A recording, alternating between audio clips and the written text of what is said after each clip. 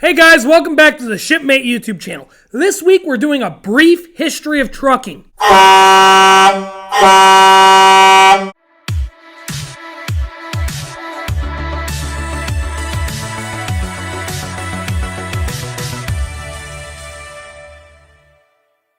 So guys, before the 20th century in America, freight was moved all different kinds of ways, but mainly it was moved by three main methods of transportation.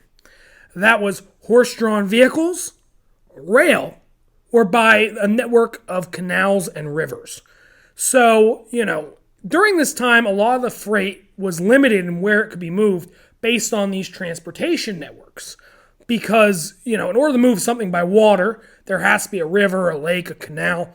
Or in order to move something by rail, there has to be a railway. So the invention of the combustion engine in vehicles was a huge advancement because that meant that the vehicle could go anywhere where you could put a road. So you could take this through towns, you could take this through cities, and it really opened up American logistics and the American roadways to bigger and better things. And by bigger and better things, I mean in 1899, Alexander Winton was largely credited with creating the first tractor trailer. He made a makeshift vehicle to haul cars around at his factory. And this is largely seen as the introduction to freight as we know it today, because this was like the first vehicle of its kind besides novelty vehicles that were made just for one-off uses. And because of this, you start to see companies making large specialized vehicles to haul things. And now these vehicles were kind of big, kind of clunky. A lot of them, had solid rubber tires, very primitive vehicles that couldn't travel very fast. And America's roadways were actually quite limited at the time. So, these were, the great grandparents of trucks, right? The trucks we know today, because these were much smaller, they couldn't pull as much, and they were not really uniform. But things really changed when the U.S. entered World War I.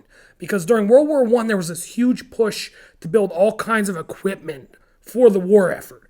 And this is when a lot of the manufacturers of small trucks started making Jeeps, Humvees, troop convoys, and bigger things to haul equipment and goods for the war effort. So this is where you kind of see trucks become prevalent in American society, because we're producing all these goods, all these war materials, and we need a way to transport them. So at this time, you start to see trucks develop inflated tires. You see, the fifth wheel become a standard within trucking. And you really see the modern truck begin to form. So fast forward through the 20s and the 40s, you start to see the American road system expand, right? Now you can go from New York to California on a roadway.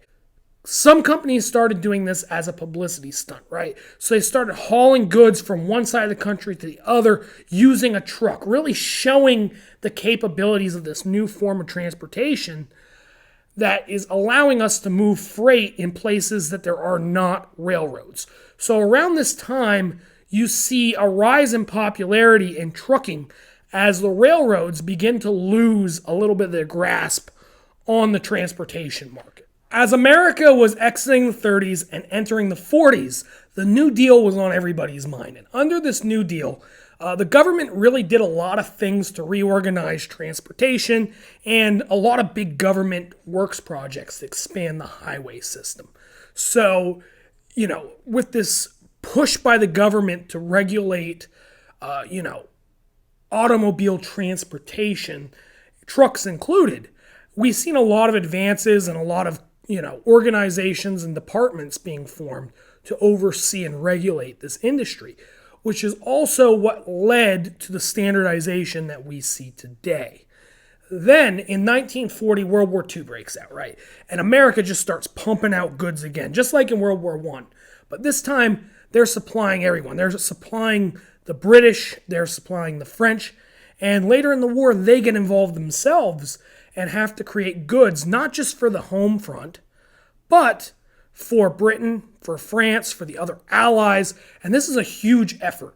So American factories are producing a large portion of the world's goods.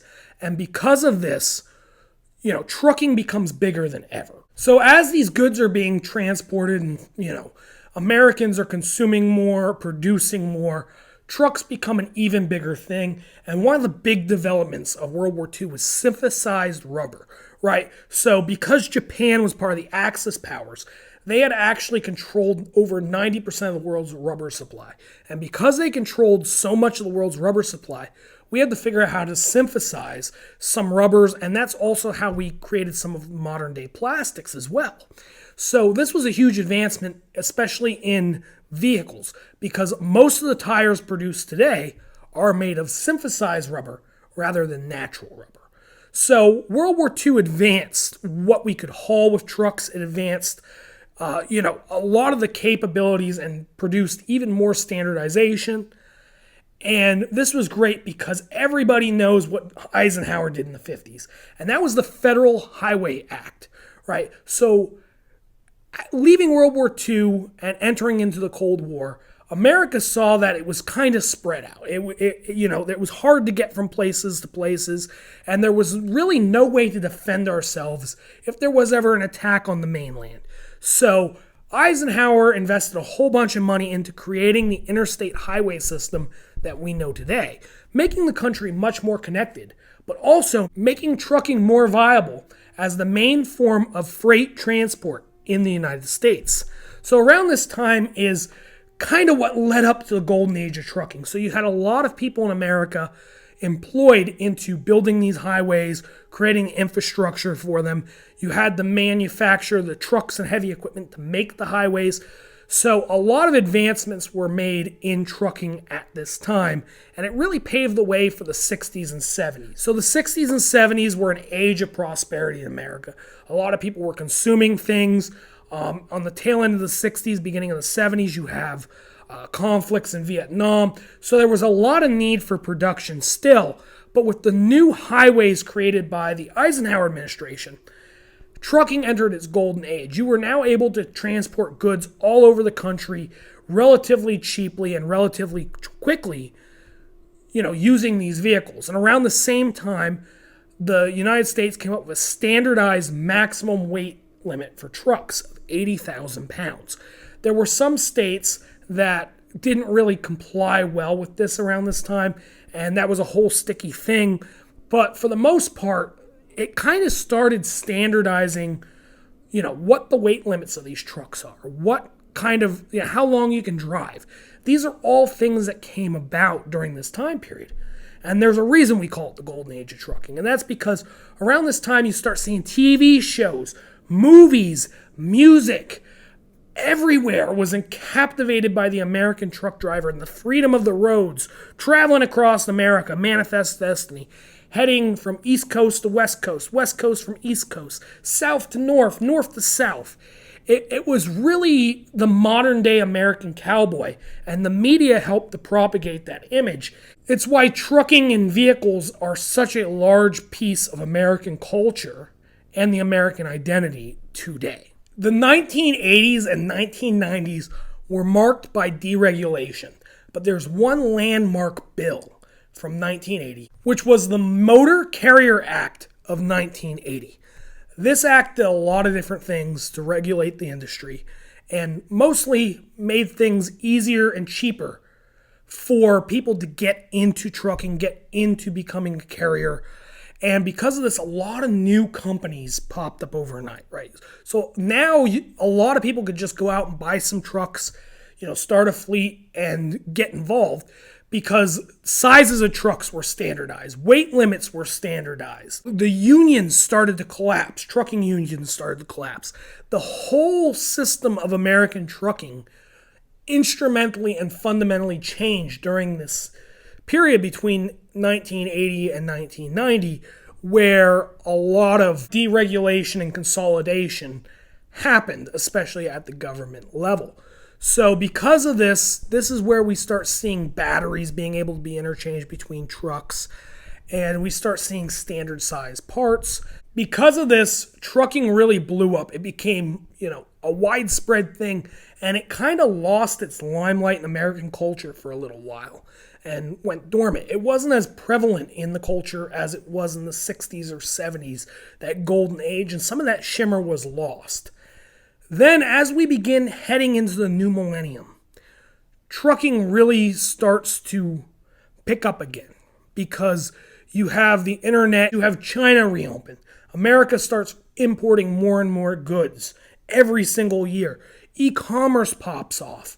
There's this renewed need for the American truck driver. And you start to see trucks advance to become more eco-friendly, to meet the needs of climate change and the planet. And because of this, modern trucks are very different than the old trucks. Most do what they can to minimize their emissions. There's also sensors that limit how fast a truck can go, how many hours you can drive. The technology has really come far in trucks today. As of today, there are over 26 million trucks on America's highways, making sure that you and me can get our goods delivered to our doors. So guys, I hope you learned something about trucking today.